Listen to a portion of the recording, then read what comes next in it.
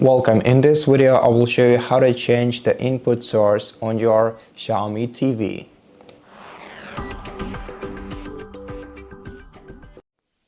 If your TV uses the Amazon Fire OS interface, then you can simply navigate to Inputs and then select one of the available inputs from the list.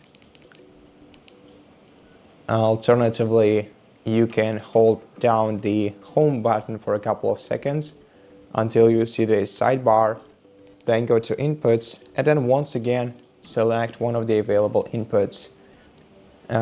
In other cases, you can either, if your TV uses the PatchWall OS, if you have a Google Assistant instead of Alexa, basically, then you're gonna have to either go to the gear button or gear icon, which will open the quick settings menu for you, where you'll be able to select input source and for example like this, like here, like we have here, and then switch to any of your inputs. Or you can also press the input button on your remote control and select one of the available inputs.